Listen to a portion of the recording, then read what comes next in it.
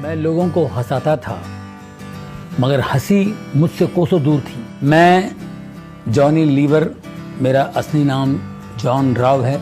मैं आंध्र प्रदेश से हूँ। मेरे माता पिता बहुत पहले मुंबई आ चुके थे। किंग सर्कल के स्लम्स में मैं रहता था। बारिश के दिनों में घर में पानी भर जाता था, घुटने तक पानी आ जाता था। तो छोटे से कटोरे में पानी को यूं पकड़ने की कोशिश करता था, ऐसे कभी ऐसे कभी ऐसे कैसे कैसे कैसे। तो इन्हीं हरकतों से कॉमेडी डांस मेरे अंदर से निकला बाहर। और मुझे बचपन से ही लोगों की नकल करना, लोगों की कॉपी करना, ये इसकी आदत थी।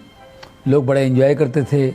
तो 17 साल का जब मैं हुआ तो स्टेज पर स्टैंड अप करना शुरू कर दिया, मिमिक्री के प्रोग्राम्स करने शुरू कर दिए, एक्टरों की आवाज़ें निकालना, ये सारी बातें थी। फिर जब मैं 18 साल का हुआ, मेरे पिताजी की यहाँ नौकरी पर लग गया।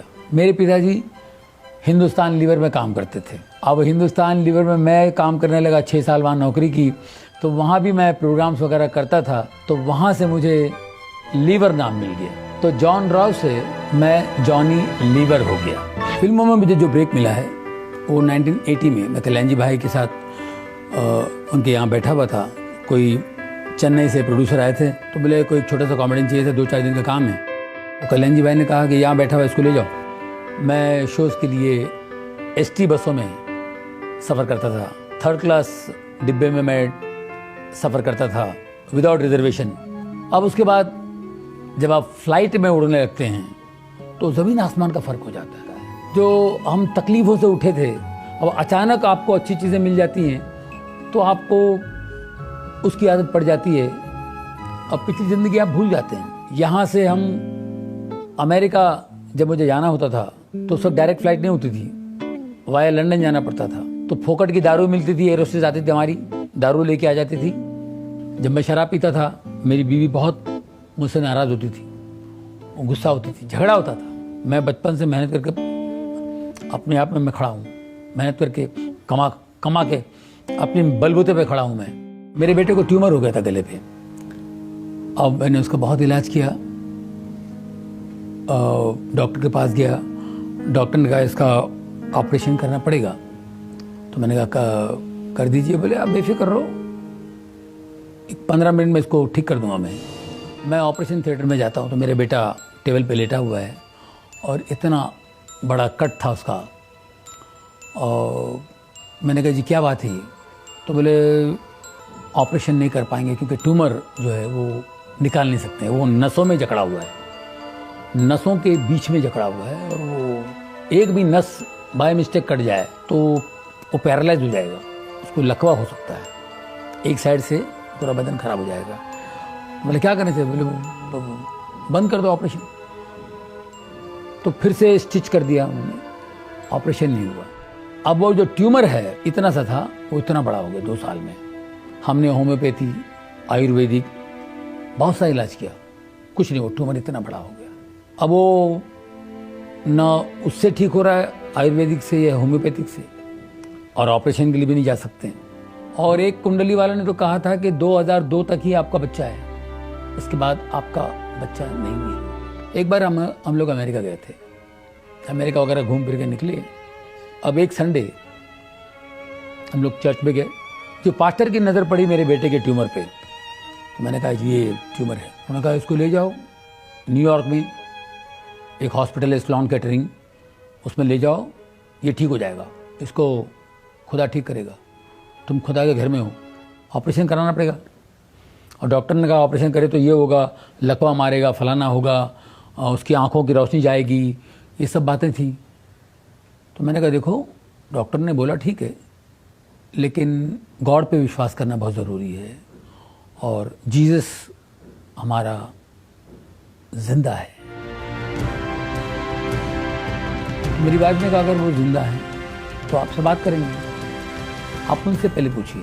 अगर वो खुद आपसे बात करते हैं, खुद बोलते हैं कि ऑपरेशन करो, तो ही मैं अपने बच्चे को अलाउ करूँगी, वरना मैं अपने बच्चे को ऑपरेशन के लिए मैं इजाज़त नहीं दूँगी। मेरी वाइफ ऐसे खड़ी थी, मैं भी खड़ा था, मैं तुरंत घुटने टेका और उधर ही प्रार्थना शुरू की। मैंने कहा परमेश्वर यीशु के नाम से मुझसे बात कर, मुझे बता कि मैं ऑपरेशन के लिए जाऊँ।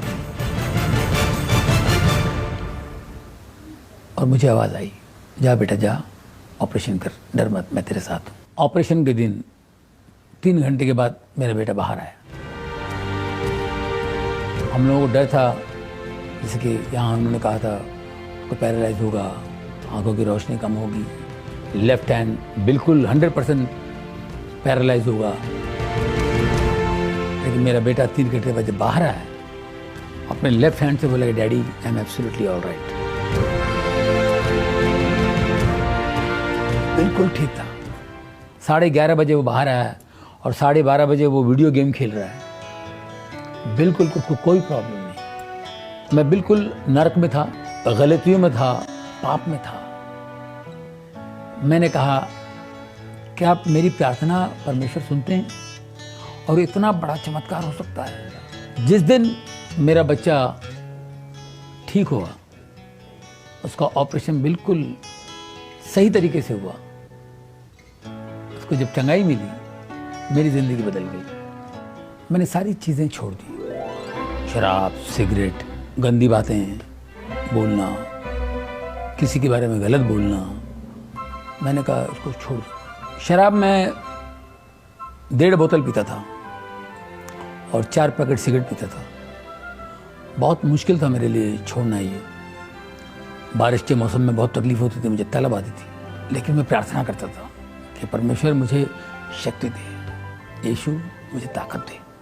जब परमेश्वर की रोशनी आती है तो एक ताकत आती है आपके अंदर, और उस ताकत से आप इन चीज़ों को फॉलो कर सकते हैं, इस मार्ग पे चल सकते हैं। मेरी वाइफ सेवा करती है, मेरी बेटी चर्च में वर्शिप लीड करती हैं, वो अच्छा गाती हैं, और मेरा बेटा ड्रम्स प्ले करता है।